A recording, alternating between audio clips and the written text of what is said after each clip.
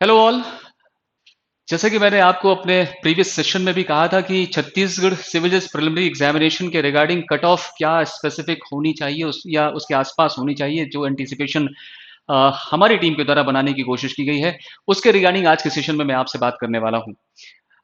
Chhattisgarh civil जज examination के prelims part में अब अगर कट ऑफ को हमें निर्धारित करना है तो मैं आपसे कहूंगा कि इसमें कुछ स्पेसिफिक फैक्टर्स को आपको कंसिडरेट करना चाहिए। पहले तो नंबर ऑफ स्टूडेंट, जैसा कि हमेशा हम देखते हैं, नंबर ऑफ स्टूडेंट्स कितने रहे, ऑलमोस्ट कितने रहे, एग्जैक्ट आइडिया तो नहीं कह सकते पर कितने रहे ये हमें देखना होगा। पेपर का लेवल क्या रहा, लेवल ऑफ डिफिकल्टी क्या रही, तो पेपर का लेवल किस पोजीशन पर रहा दोनों ही सेगमेंट में, चाहे वो लॉ का पोर्शन हो या जीके का।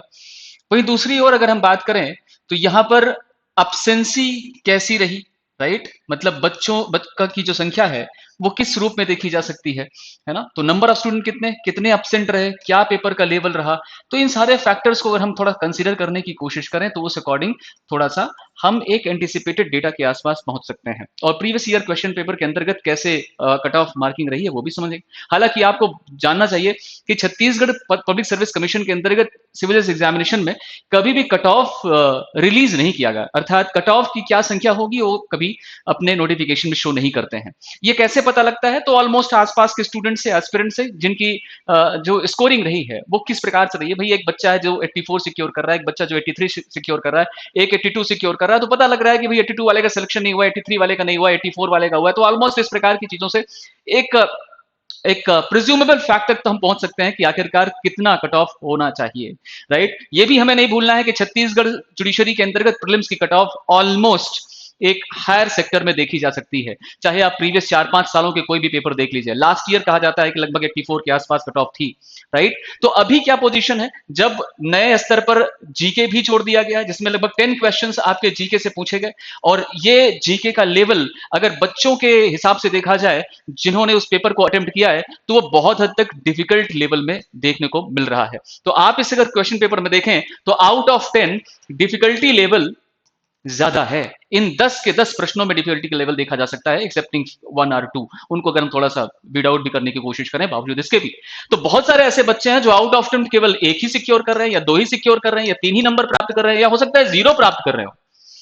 तो एग्जाम देने के बाद मेरे अपने बच्चों से जितनी बात हो सकी है, मैंने तब भी कहा था कि लॉ सेक्शन में या कानून वाले पार्ट में आपको बेहतर अंक सिक्योर करने होंगे। दैट 90 स्कोर जो आपसे लॉ में पूछा जा रहा है, इसमें आपको गलत करने का चांस नहीं होना चाहिए। अब कंपैरेटिवली अगर लॉ पोर्शन को देखा जाए तो it is again a quite easy portion, right, easy portion. हाँ, ये अलग बात है कि थोड़ा सा ट्रिकी इसलिए लग रहा है क्योंकि बहुत सारे जो क्वेश्चन है वो इंडेक्स पेज हैं, या थोड़ा सा नियर अबाउट ऑप्शंस हैं, या सेक्शन वाइज पूछी गई हैं, और जो बहुत हद तक हमें कंफ्यूज करता है at that time of examination. मैं समझ सकता हूं एक स्टूडेंट के तौर पर आप किस तरीके से उसे ले पाते हैं। कई बार हमें चीजों का आंसर पता होता है एट दैट टाइम, वो पहली बार जो हमें स्ट्राइक होता है, लेकिन बाद में पता चलता है कि हमने आंसर तो गलत मार्क कर दिया है। ऐसे विद्यार्थी भी, ऐसे स्टूडेंट ने भी हमें फोन किया या मैसेज किया जहां पर उन्होंने कहा कि सर पेपर तो इजी था और हम उस वक्त जो पहली बार आंसर सोच रहे थे उसे मार्क करना चाहते थे, लेकिन थोड़ा ज्यादा सोच लिया और हमने गलत आंसर मार्क कर दिया। And they are coming back to the 75 और 76 और 77 और 70s। मैक्सिमम स्टूडेंट ऐसे भी रहे जिन्होंने कहा कि सर लॉ पोर्शन ने हमें बचा लिया है, अदरवाइज इस पेपर में जीके से हम सिलेक्ट नहीं होने वाले थे। तो ये बात बहुत क्लियर है कि आउट ऑफ 90 आपको कितना नंबर सिक्योर एटलीस्ट कर लेना चाहिए। तो यहां पर आंसर्स गलत करने का जो स्कोप है बहुत कम था, मतलब आप मैक्सिमम 5 to 6 क्वेश्चंस को गलत करने का स्कोप रख सकते थे, उससे बियॉन्ड नहीं रख सकते थे, क्योंकि आपको जीके पोर्शन तो वैसे भी नहीं बचा पा रहा है। तो इजी गोइंग हम कह सकते हैं, लेकिन है ट्रिकी।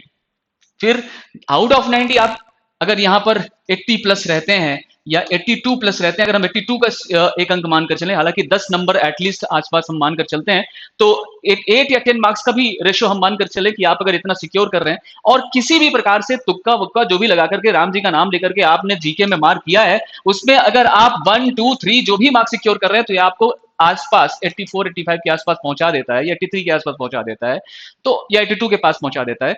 तो ऐसी परिस्थिति में अब नंबर ऑफ स्टूडेंट की बात अगर हम करें, जहां पर टोटली लगभग 62 टू 64 के आसपास एग्जामिनेशन सेंटर बनाए गए थे, परीक्षा केंद्र बनाए गए थे। अब इन सब पर्टिकुलर पोजीशंस में देखा जाए तो एक सेंटर में मिनिमम 300 से 400 के बीच कैंडिडेट होने ही चाहिए, नो डाउट होने चाहिए।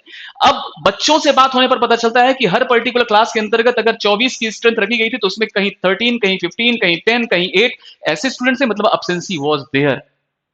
ठीक है, ट्रेन बस में भीड़ दिखाई दे ही होगी क्योंकि आउट ऑफ स्टेशन के लोग वहां पर एग्जाम देने गए हैं, लेकिन बावजूद इसके भी ऐसा प्रतीत होता है कि यहां पर बच्चों की संख्या कम रही होगी। तो इन चीजों को कंसिडरेट कर लें पेपर के मिक्स्ड काइंड ऑफ लेवल को देखते हुए। ये अलग बात है कि लॉ के पोर्शन में छत्तीसगढ़ ने अपना वो काम बरकरार रखा है जो वो हमेशा रखते हैं, कि वो हमेशा जो है बहुत माइन्यूट माइन्यूट बातें पूछते हैं, सेक्शन वाइज चीजें पूछते हैं या इंडेक्स वाइज चीजें पूछते हैं। इस बार थोड़ा सा बदलाव कुछ और तरीके से भी देखने को मिला है, नॉट अदरवाइज वाले क्वेश्चंस भी देखने को मिले हैं, करेक्ट इनकरेक्ट आपके जीके पोर्शन में भरकर पूछ लिए। तो अल्टीमेटली कुछ सामान्य प्रकार का बदलाव तो मिला, लेकिन लॉ पोर्शन में उन्होंने कुछ राहत देने की कोशिश की। तो अल्टीमेटली आप देखिए तो यहां पर नंबर ऑफ स्टूडेंट की संख्या अगर हम लेकर के चलें तो मान लेते हैं कि भाई 10,000 प्लस लोगों ने फॉर्म भरा होगा, और उसी के आसपास अगर हम मान लें कि यहां पर बच्चों की संख्या रही होगी 6 से 8,000 या 9,000, तो इस सब परिस्थितियों में टोटल पोस्ट कितनी है? 57 है पोस्ट। पिछले सालों की तुलना में निश्चित तौर पर 2, 4, 5, 6 नंबर में थोड़ा ज्यादा है, लेकिन उतनी ज्यादा भी नहीं है। तो अब एक पर्टिकुलर सीट पर कैंडिडेट आने हैं लगभग 10, तो 570 तो आप ऐसे ही मान लो, 570 ऐसे ही मान लो। कुछ पर्टिकुलर स्टूडेंट्स वे हैं जिनका इक्वल मार्क्स होगा तो वो भी मेंस के लिए इन हो जाएंगे। तो ओवरऑल आप मानकर चलिए 610, 620, 650 के आसपास स्टूडेंट होने चाहिए, मान लेते हैं 650 के आसपास। ठीक है, अब इन परिस्थितियों को अगर आप देखें कि नंबर ऑफ स्टूडेंट लगभग ऐसे हैं, पेपर का लेवल आप कह ही सकते हैं कि जीके पोर्शन डिफिकल्ट है, वो तो बचा नहीं रहा है, लेकिन लॉ पोर्शन आपको कहीं ना कहीं हेल्प कर रहा है, राइट। अब्सेंसी मैंने आपको बता दी, टोटल पोस्ट कितने हैं वो भी मैंने आपको बता दी। अब इसी का हाफ कर दीजिए तो वो अनरिजर्व कैटेगरी के लिए उतनी पोस्ट है। तो छत्तीसगढ़ राज्य के बाहर जितने लोग हैं जो अनरिजर्व कैटेगरी तौर पर ही ट्रीट किए जाएंगे, अब उनको भी अगर शामिल किया जाए तो उस हिसाब से यहाँ पर टोटल पोस्ट कितनी हो सकती है? हार्डली 24 या 25 के आसपास अनरिजर्व कैटेगरी की पोस्ट है। तो मान लेते हैं कि 260, 250 टोटली में जिनके इक्वल मार्क्स आएंगे उनको भी शामिल करते हुए 260 के आसपास या 250 के आसपास बच्चे इन होने चाहिए।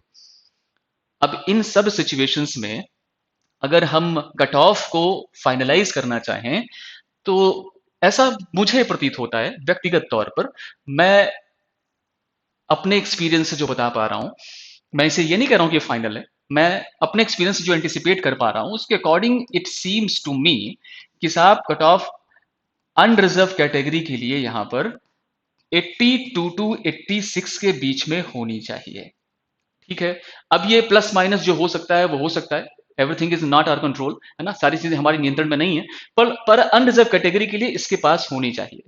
अब वे कैंडिडेट जिनके मार्किंग सिस्टम अगर इन पर्टिकुलर नंबर्स के बीच में दिखाई पड़ते हैं क्योंकि आंसर की भी रिलीज हो चुकी है, तो आप मेंस के लिए 100% प्रिपरेशन शुरू करें। आप इस कवायदे में ना रहें कि आपको फिर से जब मेंस का नोटिफिकेशन आएगा तो 10 महीने का समय दिया जाएगा। बहुत कम समय दिया जाता है अब, वैसे ही वैकेंसी डिले हो चुकी है काफी समय तक, काफी ज्यादा समय के लिए। 2025 की नोटिफिकेशन ऑलरेडी उन्होंने इनिशिएट कर रखी है, तो उसका भी वैकेंसी नोटिफिकेशन रिलीज होना ही है दिसंबर के आसपास के महीनों में नई एलिजिबिलिटी क्राइटेरिया के साथ। तो आपके पास टाइम नहीं है, आप अगर इस पर्टिकुलर स्कोर में फॉल करते हैं तो आपको मेंस की प्रिपरेशन में लग जाना चाहिए। आपको अपना एक शेड्यूल फ्रेम करना चाहिए जिसमें आपको चार्ज फ्रेम करना या इशू फ्रेम करना या जजमेंट राइटिंग एक एक लिखना प्रारंभ कर देना चाहिए, और ट्रांसलेशन की प्रैक्टिस डेली शीट लेकर के करनी चाहिए। ट्रांसलेशन इतना तरीके से कर लो कि वहां पर दिए हुए समय के अंतर्गत उससे पहले आप सॉल्व करने की स्थिति में रह सको, क्योंकि समय बचा करके आपको जजमेंट राइटिंग करनी है। तो ये तो एक बात हो गई। लेकिन वे स्टूडेंट जो 80 मार्क के बॉर्डर में है या उस 81 में है, या मान लेते हैं कि 82 स्पेसिफिक है, तो इस पर्टिकुलर स्कोरिंग में आने वाले स्टूडेंट्स के लिए भी मैं कहूंगा कि होपफुल तो रहिए ही, आशावान तो रहिए। आशावान रहना मनुष्य का स्वभाव है, तो आशावान तो रहिए ही। उसके बाद अब जब रिजल्ट डिक्लेरेट होगा तो उसमें समझ आएगा कि आखिरकार क्या परिस्थिति है।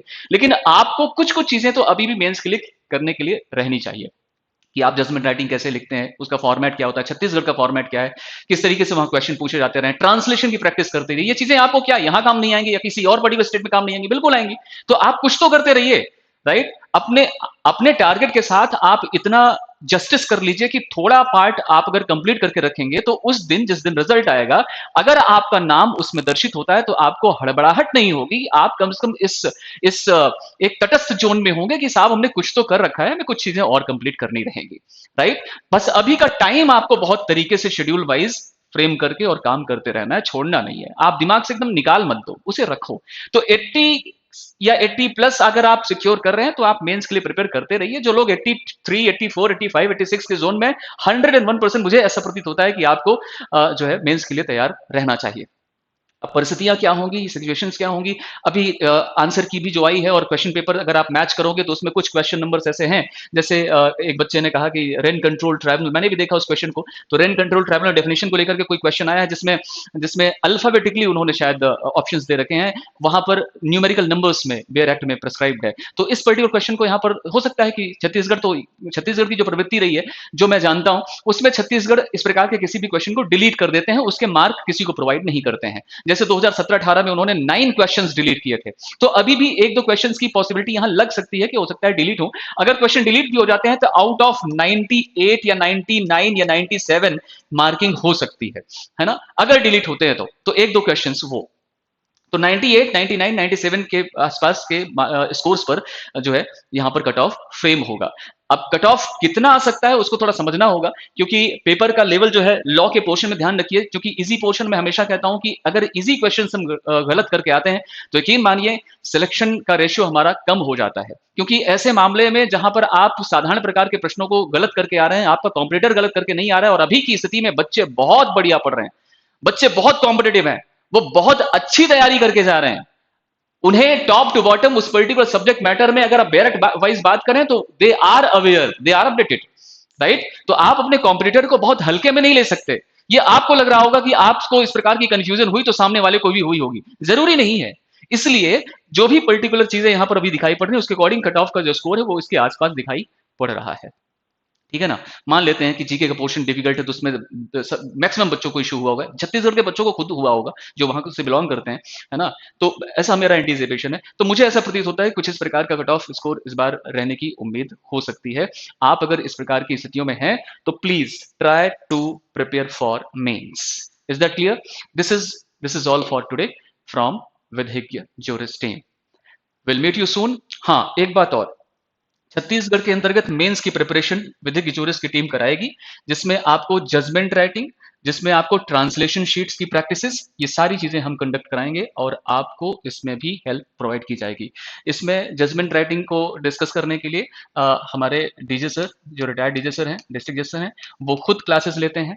और अभी तक चाहे मध्य प्रदेश का प्रीवियस जुडिशियल सर्विस एग्जाम रहा हो जो पहले रिजल्ट आया था फाइनल, चाहे पिछले साल का छत्तीसगढ़ का एग्जाम रहा हो, चाहे वो दूसरे ने, उन सब में हमारे जज साहब ने उन पर्टिकुलर बच्चों को ट्रेन किया है और वे बच्चे मेंस में सिलेक्ट हुए, उसके बाद इंटरव्यू तक पहुंचे भी हैं। तो आप विधिक ज्यूरिस में जजमेंट राइटिंग की क्लास अटेंड कर सकते हैं। हम कोशिश करेंगे सर से जो है रिक्वेस्ट करके कि हम कुछ फ्री क्लासेस भी यूट्यूब में आप लोगों के लिए प्रोवाइड कर सकें, ठीक। और इसके साथ ट्रांसलेशन की प्रैक्टिस भी कराई जाएगी। ट्रांसलेशन को लेकर के हम आपको शीट्स अवेलेबल कराएंगे, जो जिसकी चेकिंग यहाँ पर जो भी हमारे लैंग्वेज टीम के अंतर्गत रहने वाले लोग हैं वो उसे करेंगे। तो ट्रांसलेशन की प्रैक्टिस, उसके लिए शीट्स और जजमेंट राइटिंग की क्लास, ये सारी चीजें हम छत्तीसगढ़ जुडिशरी के अंतर्गत आगामी समय में उन बच्चों को, उन एस्पिरेंट्स को जरूर प्रोवाइड करेंगे। आप इसके लिए हमारी टीम को कांटेक्ट कर सकते हैं, यूट्यूब में आप कमेंट कर सकते हैं, इसी वीडियो में आप कमेंट करके बता सकते हैं, पूछ सकते हैं। इंस्टाग्राम का हमारा एक पेज है विधिज्ञ जुडिशरी, विधिज्ञ जुडिशरी इंस्टाग्राम में, आप उसे फॉलो कर सकते हैं, वहां से आपको सारी अपडेट्स मिलती रहेंगी, राइट। अदरवाइज वेबसाइट में विधिज्ञ.com की वेबसाइट में जाकर के आप अपनी क्वेरीज पूछ सकते हैं, दिए हुए नंबर पर संपर्क कर सकते हैं। You will get all and every kind of information with regard to your prep. Thank you so much to join this particular session. Be with Vidhigya juris.